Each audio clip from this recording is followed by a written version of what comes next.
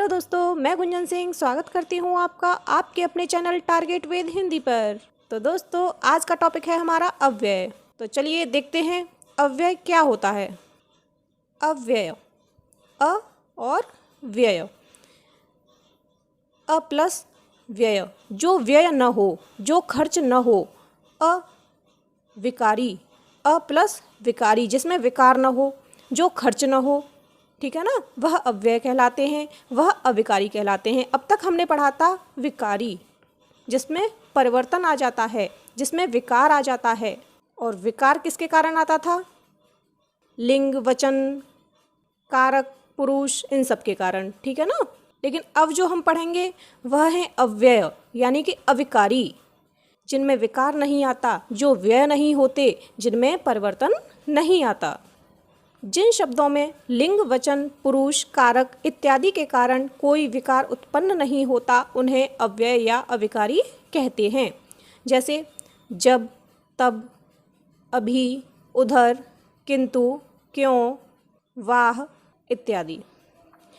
जैसे मैं अभी आ रहा हूँ, मैं अभी आ रहा हूँ, तो ये जो अभी है ये अविकारी शब्द है, क्योंकि यहाँ पे चाहे स्त्रीलिंग हो चाहे पुल्लिंग हो, मैं अभी आ रहा हूँ, मैं अभी आ रही हूँ, वे अभी आ रहे हैं, चाहे लिंग परिवर्तन हो जाए चाहे वचन परिवर्तन हो जाए, इसमें कोई परिवर्तन नहीं होगा। ये अविकारी है, इसमें कोई विकार उत्पन्न नहीं होगा। ये जो अभी शब्द है ये अभी ही बना रहेगा, ठीक है ना।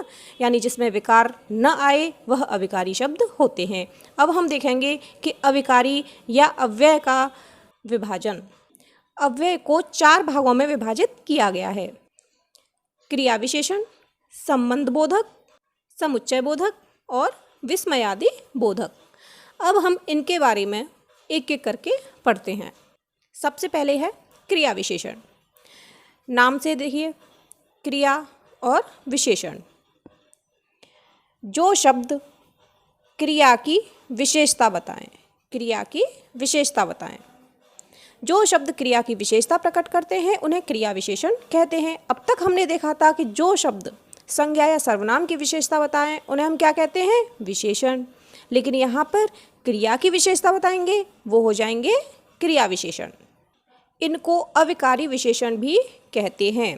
क्या कहते हैं? अविकारी विशेषण, क्योंकि इनमें विकार नहीं होता। जैसे हमने विशेषण पढ़ा था, जैसे सीता अच्छा गाती है, ठीक है ना। तो गाना क्या है? क्रिया। तो गाती है, क्रिया की विशेषता बताई जा रही है अच्छे के द्वारा, तो अच्छा में कोई विकार नहीं उत्पन्न हो रहा। लेकिन वहीं हम देखें, वह अच्छा है, वह की विशेषता बताई जा रही है। वह अच्छी है, लड़की की विशेषता बताई जा रही है। वे अच्छे हैं, ठीक है ना। तो इसमें अच्छा, अच्छी, अच्छे विकार उत्पन्न हो रहा है।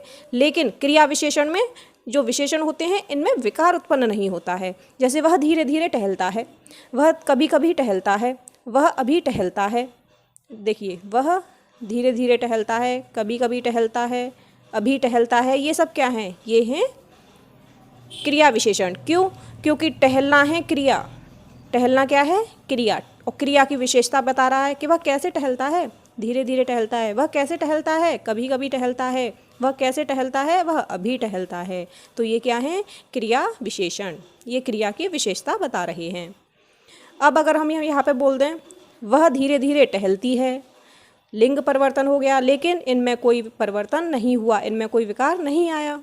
वे धीरे धीरे टहलते हैं, फिर भी कोई विकार नहीं आया, धीरे धीरे ऐसे ही रहेगा, यानी इसमें कोई परिवर्तन नहीं हुआ। ये अविकारी हैं, ठीक। एक और कॉन्सेप्ट है, वह बहुत धीरे टहलता है। वह बहुत धीरे टहलता है। टहलना है क्रिया, धीरे क्या है? क्रिया विशेषण। लेकिन इस क्रिया विशेषण की बहुत, जो बहुत शब्द है ये भी विशेषता बता रहा है। कितना धीरे? बहुत धीरे, ठीक है ना। तो ये भी क्रिया विशेषण है। इस तरह से एक क्रिया विशेषण की जो दूसरा बताता है विशेषता, तो उसे भी हम क्रिया विशेषण ही कहते हैं। जैसे विशेषण में था ना, विशेषण की जो विशेषण की भी विशेषता बताता था उसे प्रविशेषण कहते थे। क्या कहते थे? प्रविशेषण। और इसमें क्या है? जो क्रिया विशेषण है उसकी विशेषता बताता है उसे हम क्रिया विशेषण ही कहेंगे। इस तरह से इसमें 2 क्रिया विशेषण हैं। आगे देखते हैं क्रिया विशेषण के भेद। क्रिया विशेषण को 4 भागों में विभाजित किया गया है। कालवाचक क्रिया विशेषण, स्थानवाचक क्रिया विशेषण और परिमाणवाचक क्रिया विशेषण, और लास्ट है रीतिवाचक क्रिया विशेषण। संक्षेप में यहाँ देख लेते हैं। कालवाचक यानी समय का बोध हो, स्थानवाचक यानी क्रिया के स्थान का बोध हो कि वह कहाँ घटित हो रही है, परिमाणवाचक यानी उसकी मात्रा माप तोल का बोध हो, रीतिवाचक यानी उसके रीति यानी ढंग, जो क्रिया है उसके ढंग का बोध हो, उसकी रीति का बोध हो। ठीक है ना। आगे चलते हैं। सबसे पहले देखते हैं कालवाचक क्रिया विशेषण। जिन शब्दों से कार्य के होने के समय का बोध हो। किसका बोध हो रहा है? समय का बोध हो रहा है। जहाँ समय का बोध हो वो क्या है? कालवाचक क्रिया विशेषण।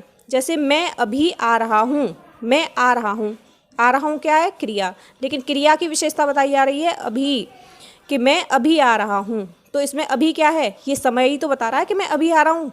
ठीक है ना। पानी निरंतर बह रहा है, पानी बह रहा है क्रिया है, लेकिन निरंतर बह रहा है ये समय बताया जा रहा है कि इसमें निरंतर बह रहा है। हम कल चलेंगे, चलना क्रिया है, कब चलेंगे? कल, तो चलने की विशेषता बताई जा रही है कि कल चलेंगे। इस तरह से ये हैं कालवाचक क्रिया विशेषण।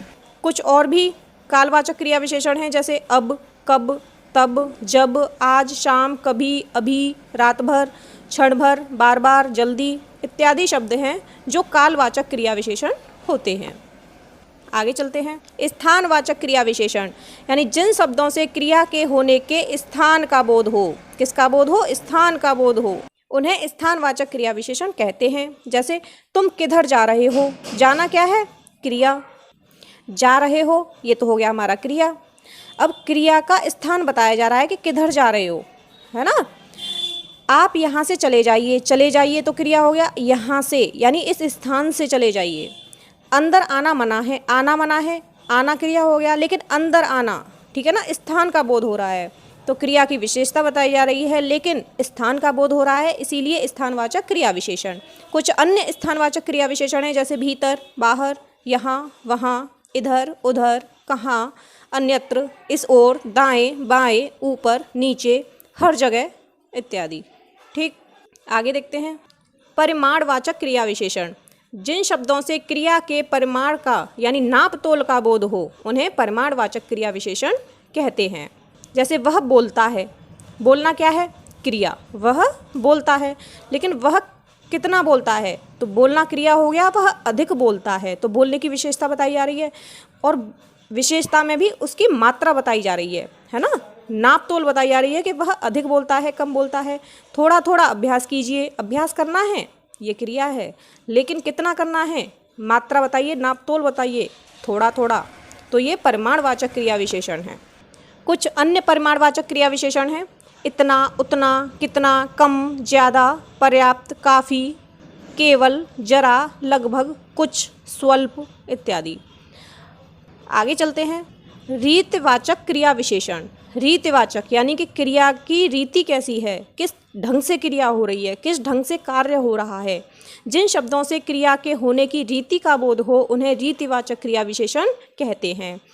जैसे दिन जल्दी जल्दी ढल रहा है, ढल रहा है क्रिया हो रही है, लेकिन कैसे, क्या ढंग है उसका? जल्दी जल्दी। संभव है कि वह आए, वह आएगा, लेकिन कैसे? उम्मीद है, उम्मीद जताई जा रही है कि संभव है, संभावना है। धीरे धीरे चलिए, तो ये जो जल्दी जल्दी, संभव है, धीरे धीरे चलने की जो विशेषता, ढंग जो बताया जा रहा है, ये रीतिवाचक क्रिया विशेषण है।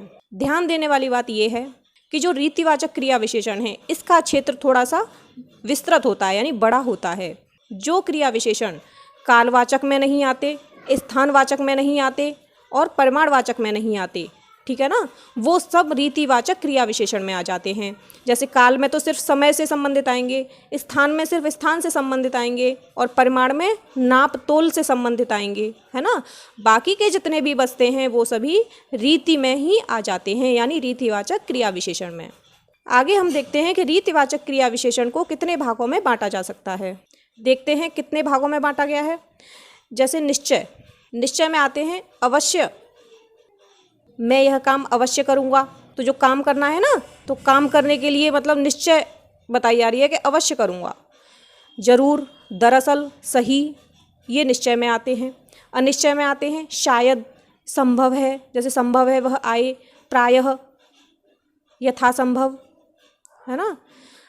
उसी तरह से प्रकार, प्रकार भी होते हैं जो क्रिया विशेषण में ही आते हैं, रीतिवाचक क्रिया विशेषण में, जैसे अचानक, वह अचानक आ गया, कैसे आ गया, अचानक आ गया।